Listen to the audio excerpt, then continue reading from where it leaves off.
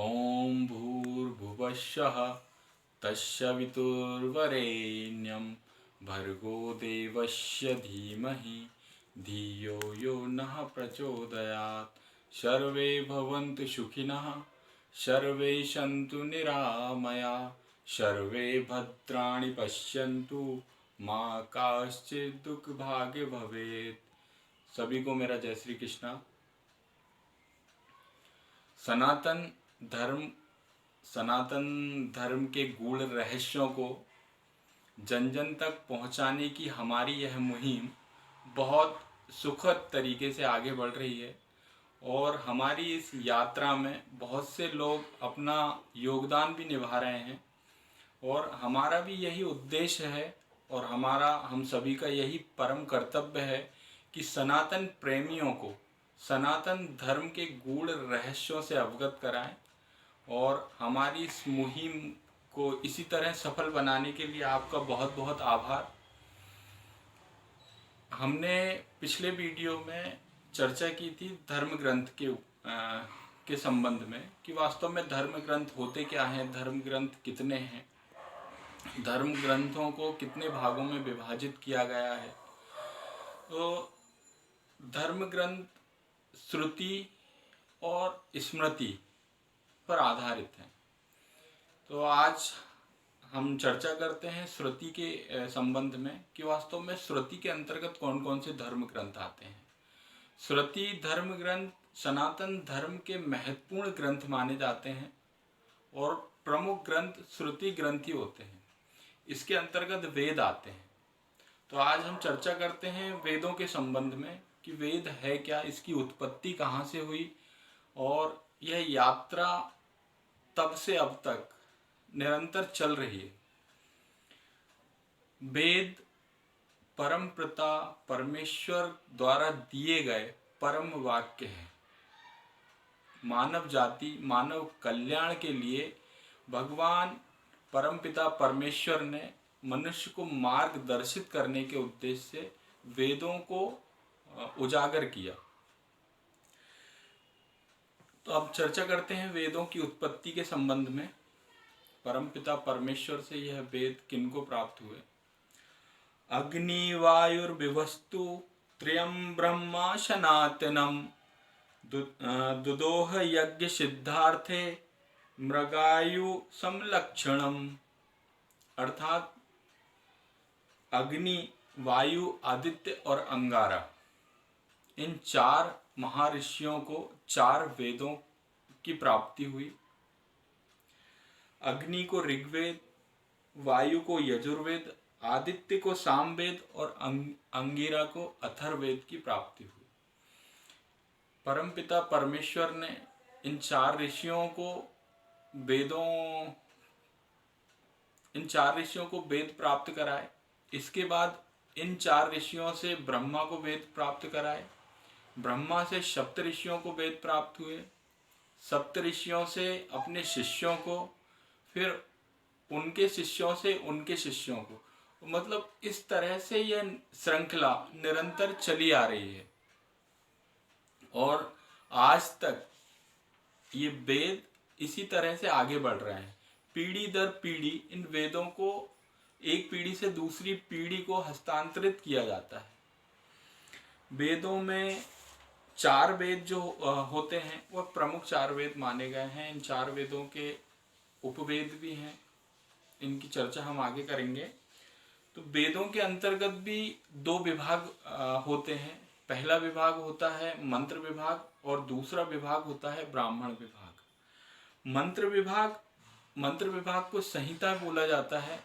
वेदों के अंतर्गत जो मंत्र होते हैं वह संहिता होते हैं और इन मंत्रों की, इन संहिताओं की व्याख्या ब्राह्मण विभाग में की जाती है। ब्राह्मण विभाग की अगर हम बात करें तो ब्राह्मण विभाग के अंतर्गत भी ब्राह्मण विभाग को भी दो तरह से बांटा गया है। पहला ज्ञान कांड और दूसरा कर्म कांड। कर्म कांड के अंतर्गत आरण्य आते हैं और ज्ञान कांड के अंतर्गत उपनिषद आते हैं। इस तरह से पहले वेदों को दो विभागों में बांटा, मंत्र और ब्राह्मण। ब्राह्मण को दो विभागों में बांटा, ज्ञान कांड और कर्म कांड। और जो ब्राह्मण विभाग की अगर हम बात करते हैं, हम चर्चा करते हैं, तो प्रमुख ब्राह्मण ग्रंथ 13 माने गए हैं। इन 13 ब्राह्मण ग्रंथों में ऋग्वेद के ब्राह्मण ग्रंथ 2 हैं, ऐत्रेय और कौशितकी। यह ऋग्वेद के ब्राह्मण ग्रंथ हैं। सामवेद के अंतर्गत 8 ब्राह्मण ग्रंथ आते हैं, तांडय, षष्टविश, संविधान, विंश, औशय, वेदात्य, संहिता, उपनिषद, छंदोग, जैमिनी और सत्यायन वल्लवी इत्यादि प्रमुख ब्राह्मण ग्रंथ माने गए हैं। यजुर्वेद के अंतर्गत 2 ब्राह्मण ग्रंथ आते हैं। इसके अंतर्गत कृष्ण यजुर्वेद के अंतर्गत तैत्रीय ब्राह्मण ग्रंथ है, शुक्ल यजुर्वेद के अंतर्गत शतपथ ब्राह्मण ग्रंथ है और अथर्ववेद के अंतर्गत गोपद ब्राह्मण ग्रंथ माना गया है। इस तरह से कुल 13 ब्राह्मण ग्रंथ जो होते हैं वह प्रमुख माने गए हैं। आरण्य का अर्थ होता है वन, अर्थात इनकी रचना, ऐसा माना जाता है कि इनकी रचना वन में की गई थी, इसलिए इन्हें आरण्य ग्रंथ कहा जाता है। यह वेदों के अंतर्गत ही आते हैं। अब उपनिषदों की बात करते हैं तो उपनिषद क्या होता है? वेदों के मंत्रों का विस्तार। वेद चूंकि काफी जटिल भाषा में है, मंत्र काफी जटिल भाषा में है, जन जन तक इनकी पहुंच हो सके इसलिए इन्हें विस्तार से समझाया गया है, जिसे उपनिषद कहते हैं।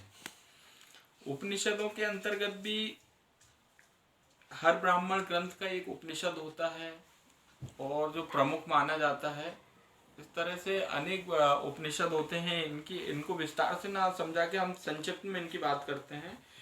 ईश, केन, कंठ, प्रश्न, मुंडक, मांडूक्य, तैत्रेय, ऐत्रेय, छंदोगग, ब्राह्मण, बद्रहाण, श्वेतेश्वर प्रमुख आदि उपनिषद माने गए हैं। उपवेद की अगर हम बात करें तो प्रत्येक जो वेद होता है उसका एक उपवेद माना गया है। 4 प्रमुख जो वेद हैं, 4 वेदों के एक एक उपवेद माने गए हैं।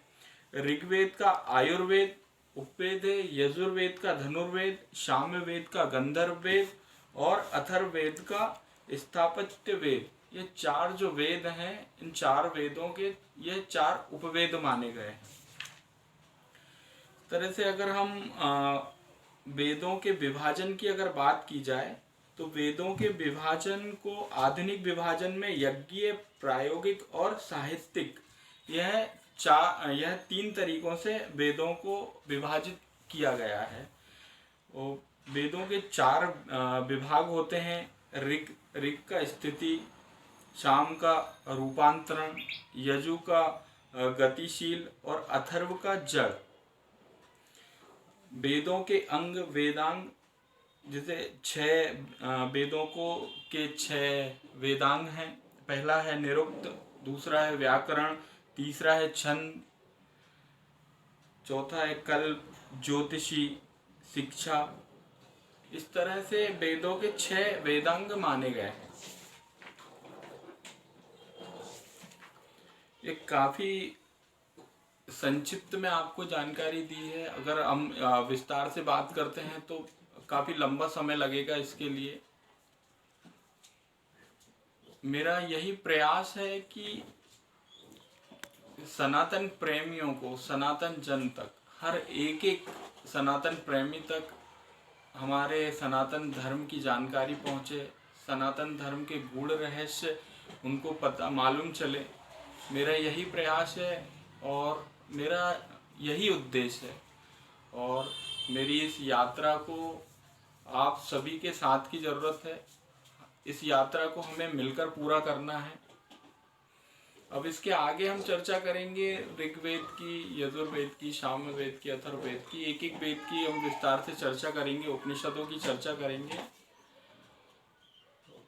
आगे निरंतर मेरा यही प्रयास रहेगा और आपके सहयोग के लिए बहुत बहुत धन्यवाद, बहुत बहुत आभार, साधुवाद।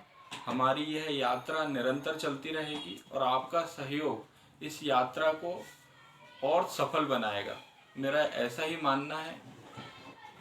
सभी को मेरा जय श्री कृष्णा।